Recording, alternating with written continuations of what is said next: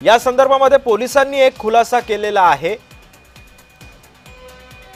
उडवलेले drone हे MMRDA चे होते, त्यामुळे जो आरोप करण्यात येत होता ठाकरे गटाकडून तो आता फुसका निघालेला आहे।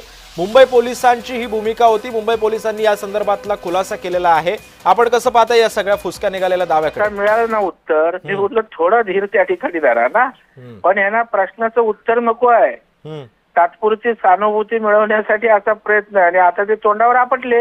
ड्रोन कोणाचा आहे काय आहे, MMRDA डेव्हलपमेंटच्या दृष्टीनं मुंबईवर ज्या ठिकाणी माहिती घेतात त्याचा ड्रोन आहे। जरा थोडे थांबले असते त्या फुसका बार ठरला नसता त्यांचा। निवडणुकीच्या पार्श्वभूमीवरती कुठेतरी लागलेत ते प्रवीणजी, पण राजकारण सहानुभूतीवर त्या ठिकाणी करण्याचा प्रयत्न आहे, पण लोकांना सगळं कळतं।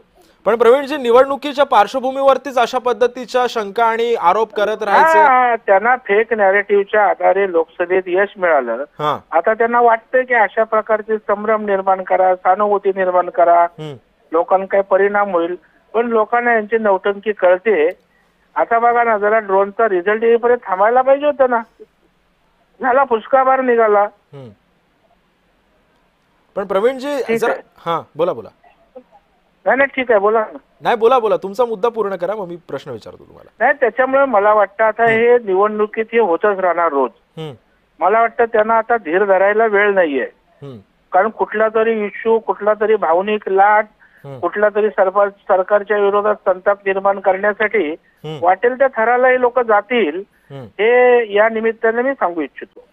पण प्रवीणजी, जर आपण बघितलं असेल तर या निवडणुकांमध्ये जशा निवडणुका जाहीर होण्याची कुणकुण या सगळ्यांना लागलेली होती, त्याच्या आधी सुद्धा बोगस मतदार याद्यांचा घोळ यांनी बाहेर काढलेला होता, आणि त्याच्यानंतर आता अशा पद्धतीचे छोटे मोठे कारण कुठेतरी याचा इम्पॅक्ट होऊ शकतो का? निवडणुका ह्या लोकांमध्ये जाऊन लोकांची मनं जिंकायची असतात। विरोधी पक्ष असला तर सरकारच्या गोष्टींवर टीका करून लोकांच्या मनात वातावरण करायचं असतं। आपण काय करणार आहोत ही सकारात्मक बाजू मांडायची असते, पण दुर्दैवाने यांचा लोकशाहीच्या प्रक्रियेवरच विश्वास नाही। भावनिक लाट, लोकांच्या सहानुभूती, सरकारच्या विरोधात त्या ठिकाणी खोटा संताप निर्माण करण्याचा प्रयत्न, फेक नॅरेटिव्ह सेट करण्याचा प्रयत्न, यावरच त्यांचा विश्वास जास्त बसला आहे लोकसभेच्या निवडणुकीपासून। पण त्यांना याची कल्पना नाही की लोकसभेनंतर विधानसभेला यांच्या नॅरेटिव्हची ऐशी तैशी जनतेने केली ते।